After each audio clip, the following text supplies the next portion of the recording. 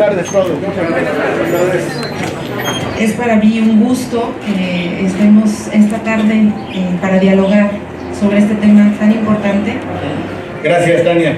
Pues muchas gracias a Jimena y a Bernardo por nos hacen el favor de arrojar luz sobre un tema tan delicado. Gracias, Gloria Rangel, por darnos abrigo en la Universidad de Catepec y haber tenido esta gran iniciativa.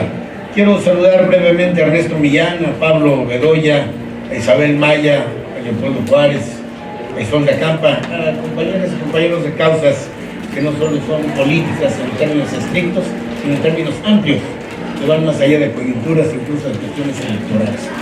La idea del conversatorio me parece novedosa e indispensable para quien aspira a representar. Yo quiero leer porque quiero gobernar en serio. Es decir, tomo, por supuesto, esta oportunidad de reto porque también en mi experiencia se gobierna desde el Poder Legislativo, en el sentido más lato. Por lo tanto, me parece de la mayor importancia todo lo que aquí se ha escuchado, porque a decir verdad cuesta trabajo elaborar una especie de plataforma electoral legislativa, porque en la necesidad social, cuando uno va a buscar a los electores, a los ciudadanos, ofrece legislar y dicen, sí, pero yo lo que quiero es un hospital. Pero mira, podemos hacer buenas leyes, no es que lo que necesito es una escuela, pero es que las leyes no, pero necesito bachear mi colonia. En consecuencia, cuesta trabajo que haya una oferta legislativa atractiva. Y la intención es construirla, porque por supuesto que lo hay. Para que el poder público tenga asideros, tenga fundamento, esté apegado a los principios, a las garantías de seguridad jurídica, de haber solidez normativa para que la autoridad respete derechos y cumpla obligaciones que estrictamente le están encomendadas por la Constitución y por la ley. Por eso la intención del conversatorio, y empezamos con un tema ciertamente polémico, pero indispensable, que es la seguridad. El conversatorio tiene como propósito escuchar a los especialistas y a quienes con sentido común, que a veces es el menos común de los sentidos, nos sugieren y al mismo tiempo se comprometen a impulsar medidas que acabarán siendo buenas para todos. Soy un convencido que el poder público, diríamos, el Estado mexicano, está en falta con la comunidad en materia de seguridad. Y digo el Estado mexicano porque es la suma de los gobiernos municipales, de los gobiernos estatales y del gobierno federal. Es decir, es el poder público en su conjunto. Yo fui un defensor férreo después de la reforma de 1983 que asignó a los municipios la tarea de seguridad pública preventiva. Me declaro federalista, municipalista, pero hoy la evidencia me hace dudar de si los municipios en su conjunto tienen que hacerse cargo del gran tema de la seguridad pública, porque con contadas excepciones casi hay 2.500 municipios, en 800 apenas hay alguna expresión de policía, y de esos en menos de 200 hay una policía que se pueda apreciar de llamarse así. En consecuencia, es evidente que hay que repensar el modelo, y justamente uno de los dilemas que se presentaron en los últimos años en el Congreso es mando mixto versus mando único. Lo cierto, y quisiera partir de esa base que es de un pragmatismo absoluto, pero difícilmente controvertible, es que las cosas no van bien. Es decir, me parece que eso es absolutamente sostenible. Fui un participante en el 2006-2008 en la reforma constitucional para habilitar un sistema de justicia acusatoria, adversarial, oral, y a mí me parece entonces y hoy que son, grosso modo, lo voy a resumir a riesgo de ser impreciso, 4 eslabones de una misma cadena que hay que robustecer todos a la vez. De no ser así, aun cuando algunos eslabones sean sólidos, la cadena de todos se va a romper. Quiero significar con ello que el primero, insisto, es un convencionalismo, que es la policía. El segundo, que es la Fiscalía, el Ministerio Público, eventualmente la Policía, que hasta ahora depende del Ministerio Público, es el segundo. El tercero es estrictamente el Poder Judicial, o sea, los jueces, todos, el de control, todos. Y el último es justamente el área penitenciaria, de readaptación antes, hoy de reinserción social.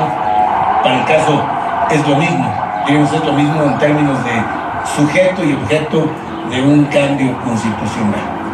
justamente la intención del conversatorio es que aquí, aunque sean grandes trazos, pudiéramos visualizar como por dónde pueden ir las reformas que se necesitan.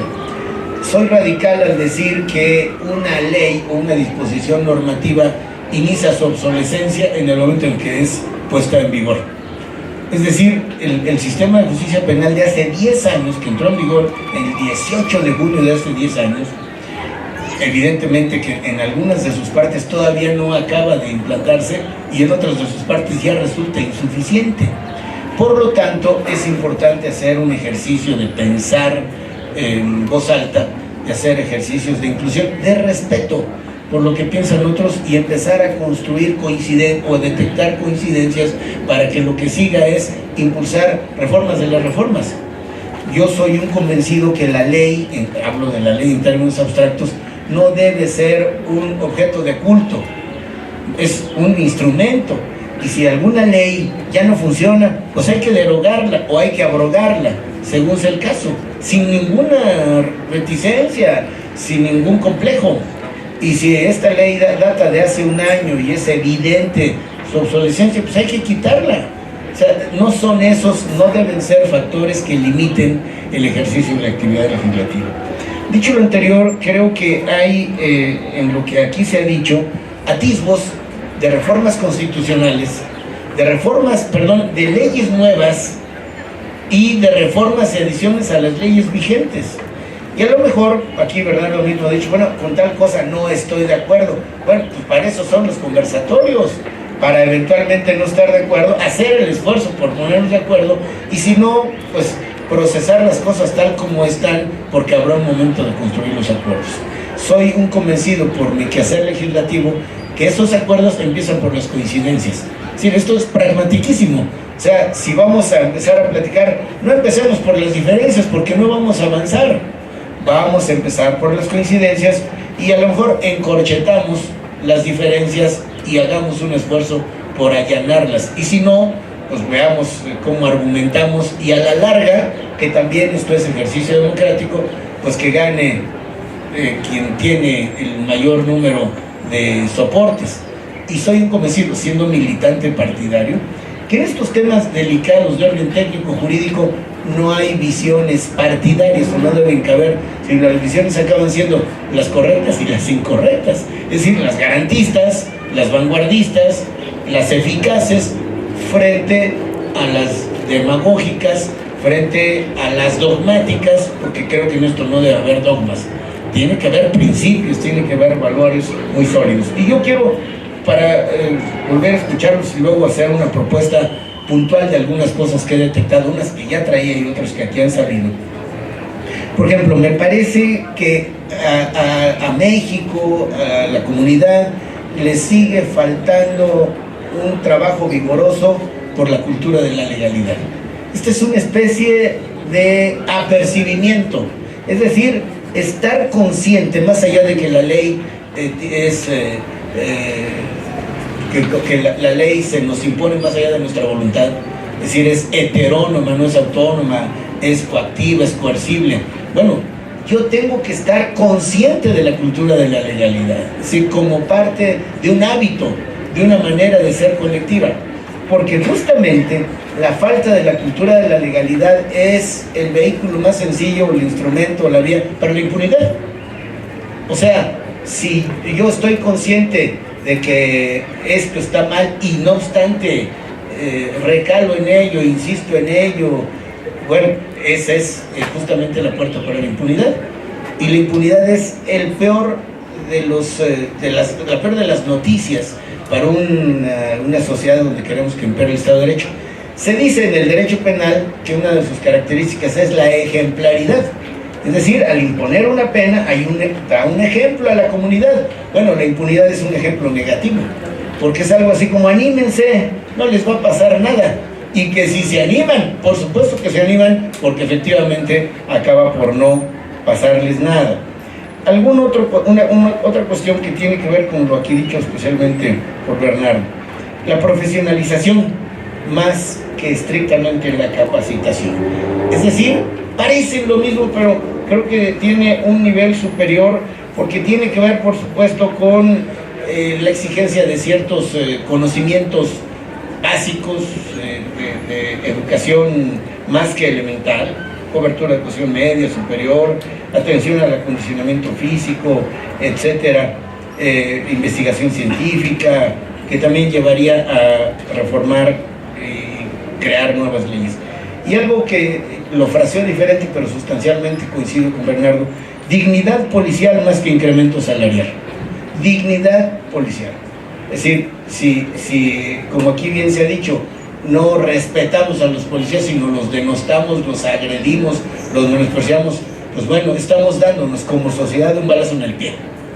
Porque entonces, si no somos quienes respetan a los policías y los dignificamos, la comunidad no lo va a hacer.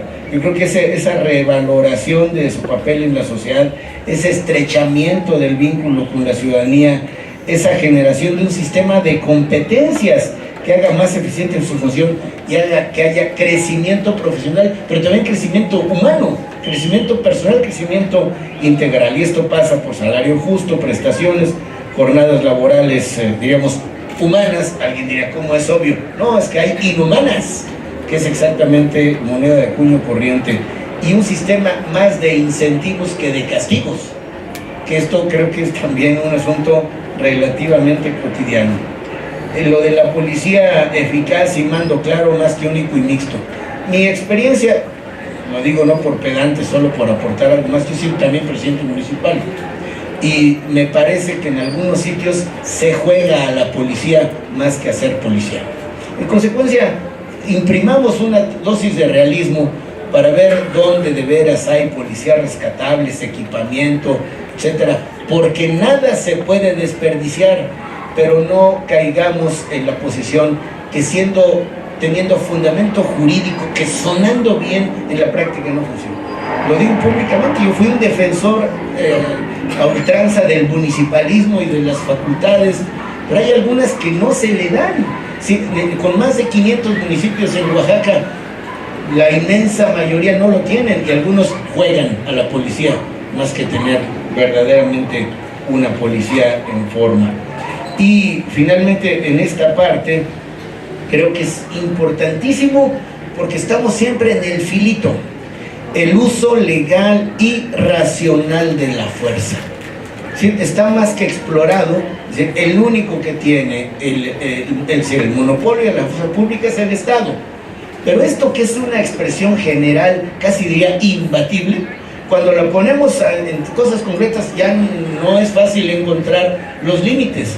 Entonces, todos queremos policías eficaces, es decir, policías que den resultados, pero cuidado y alguno se exceda o parezca excederse, porque entonces le fue muy mal a la persona y a la corporación, y entonces nos quejábamos de que la policía era ineficaz, pero al rato en esos linderos indistinguibles, si alguno cree que se pasó, entonces estigmatizamos y condenamos y procesamos, y a la policía le va muy mal.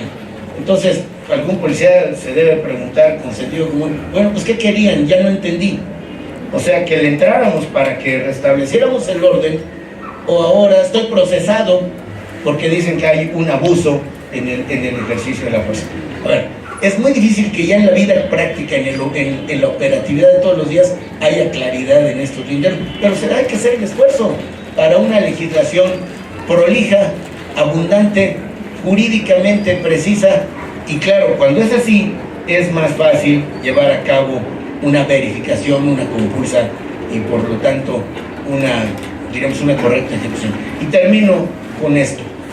Me encanta coincidir con ustedes en la necesidad de retomar correctamente, bien entendida, la política criminal.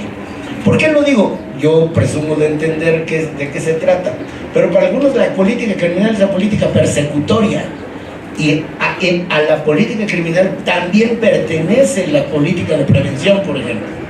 En consecuencia, necesitamos, y hablo de los que tenemos que tomar decisiones, una visión más amplia, una visión omnicomprensiva, una visión técnica y jurídicamente correcta de la política criminal, para que vaya de cabo a rabo. Entonces, en esa medida, las cosas caminarán mejor. Termino esta parte de mi comentario dándoles las gracias y felicitando al auditorio por su interés, y me importa mucho hacer esta presión. Soy candidato, por supuesto que milito en un partido político del cual me siento profundamente orgulloso, pero en estos temas estoy exento de visiones dogmáticas partidarias.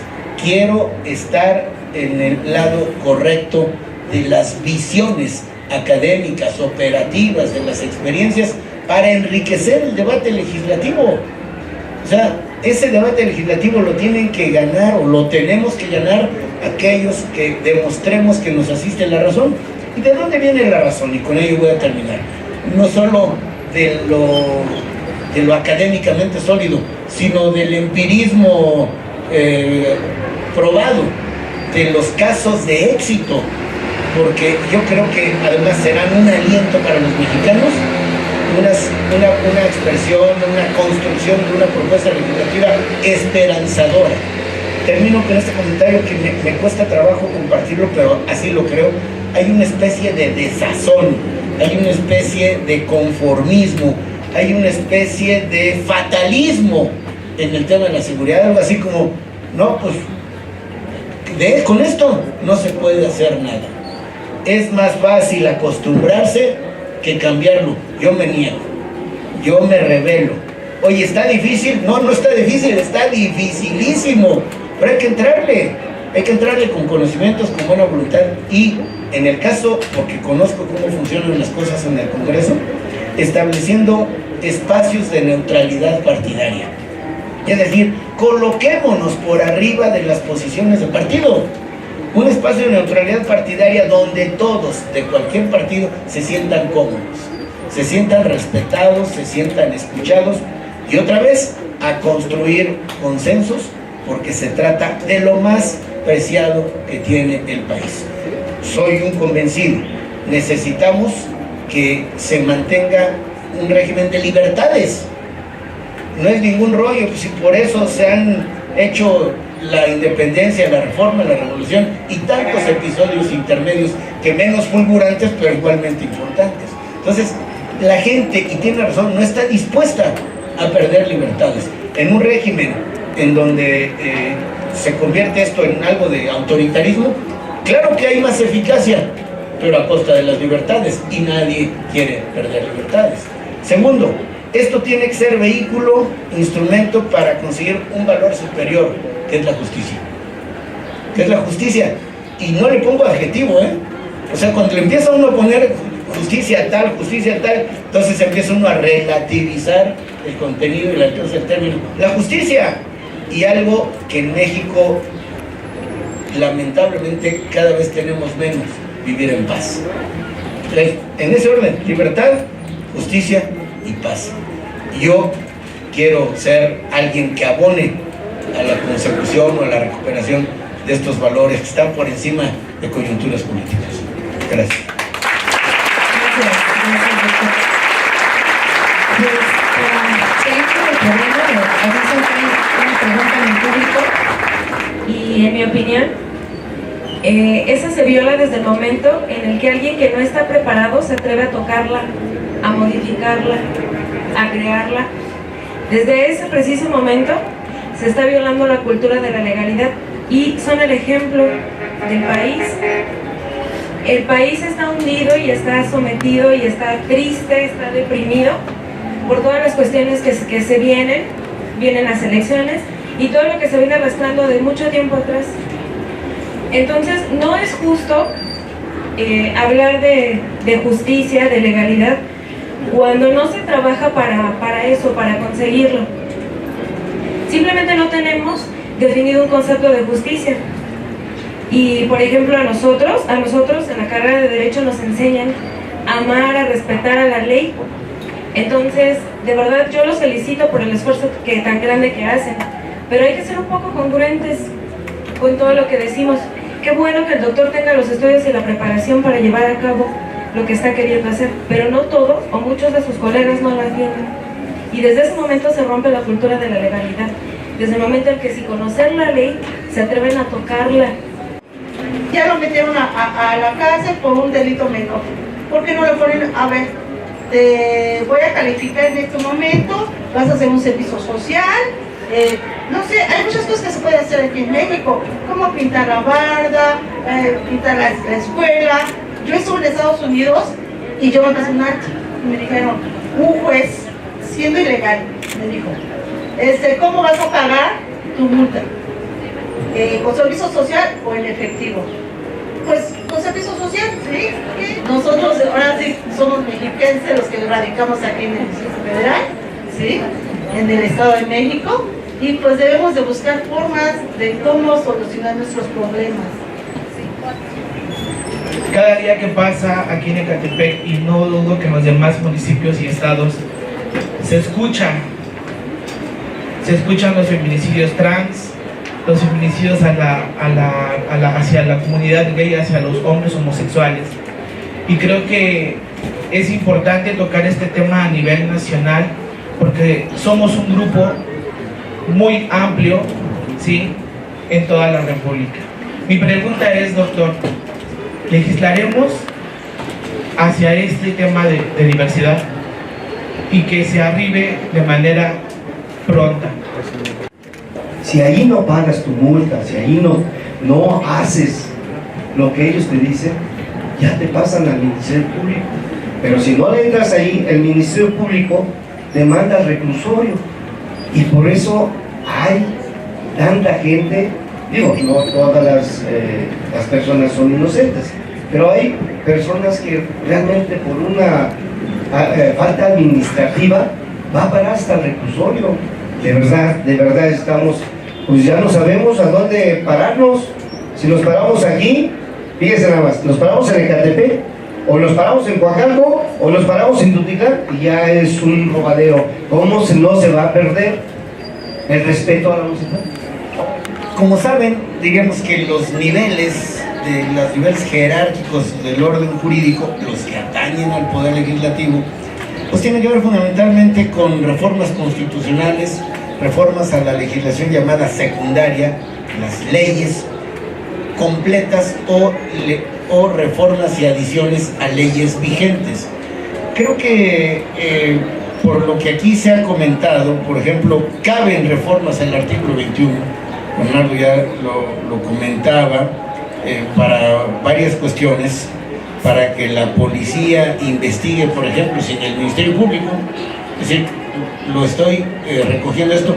Yo recuerdo perfectamente el argumento del 2006-2007, porque se decía, en las discusiones casi eternas, que la policía debía tener, diríamos, un jefe.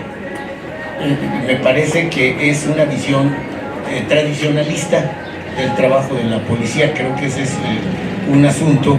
Entonces, darle autonomía a la policía para investigar, que no tenga que ver necesariamente con el Ministerio Público, con el fiscal.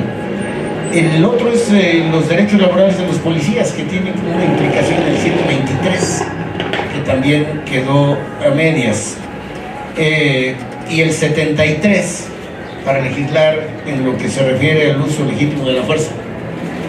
Recuerden que el artículo 73 es el más reformado de la Constitución, de los 136 artículos que contiene, y para darle solidez a la legislación secundaria hay que adicionar el artículo 73, que contiene las facultades del Congreso de la Unión en su conjunto. Hay algunas cuestiones por ejemplo, una nueva ley de uso legítimo de la fuerza, que es justamente concordante con la reforma constitucional, es decir, hay que darle el gran fundamento constitucional y luego la legislación secundaria, y algunas otras que hay que armonizar, que hay que reformar o adicionar, aquella para prevenir la prevención social de la violencia y la delincuencia, la Ley General de Salud, la Ley General de Educación, la Ley General de los Derechos de Niñas, Niños y Adolescentes, la del Sistema de Justicia Penal, que, perdón la inmodestia, me tocó hacer la reforma constitucional al 18, que de tener, no sé si 2 o 3 líneas, hoy tiene 4 párrafos, que dejó de ser un asunto atinente a los consejos tutelares, y hoy hay un proceso no parajudicial, sino judicial, que no considera a los adolescentes como a quienes adolecen de algo, sino a quienes crecen, y las conductas que se sancionan son conductas típicas, es decir, son delitos. Algunas otras cuestiones, solo lo comento para no entrar en detalles.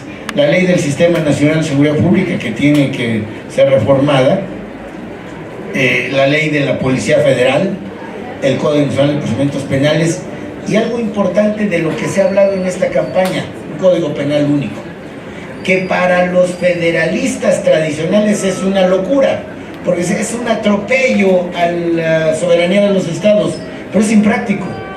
Es de sentido común que la misma conducta se tipifique, ese es el primer problema, de manera diferente en dos estados vecinos, y luego que se sancione de manera diferente, porque entonces en aquellos sitios donde haya más blandura o confusión normativa, que la confusión normativa puede provenir de una deficiente desempeño del legislador, creo que no es bueno, insisto, y a los federalistas ortodoxos, entre los que yo me contaba, ya no. Creo que es importante pensar, así como se hizo un código procesal penal único, un código penal único. Y la Ley General del Sistema Nacional de Seguridad Pública, a la que hay que armonizar.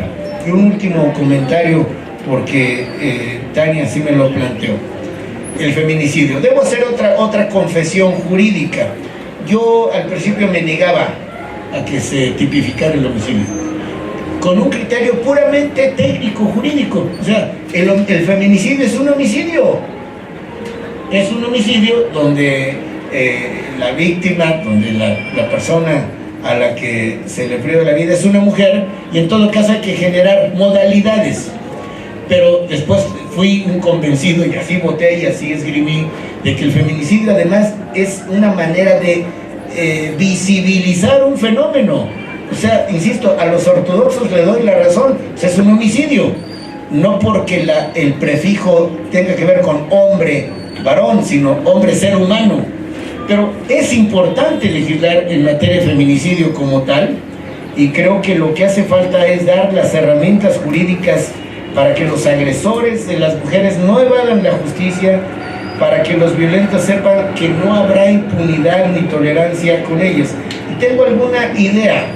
Ustedes recuerdan que los delitos no solo están en un catálogo del Código Penal, hay delitos dispersos o en leyes especiales o incluso en otros ordenamientos, y tienen igual valor jurídico, son delitos en toda la extensión de la ley.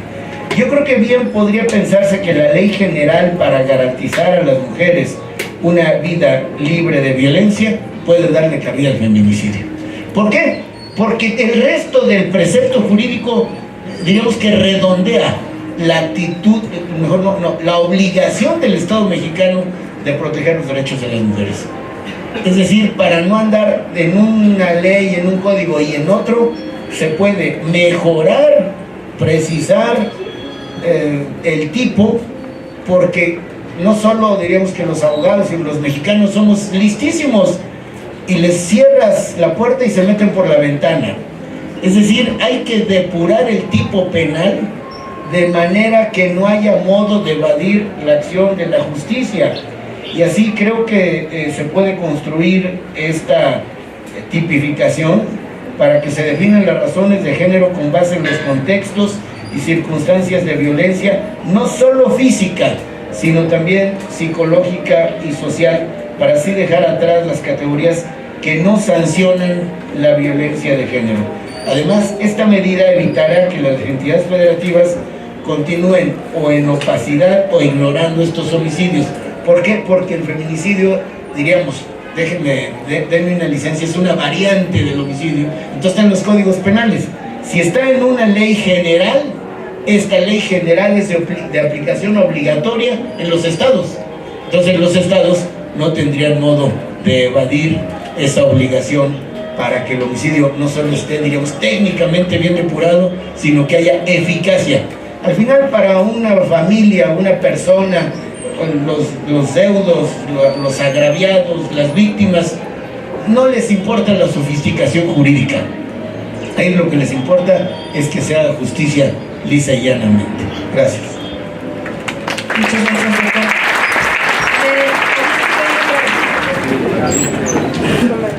Acá.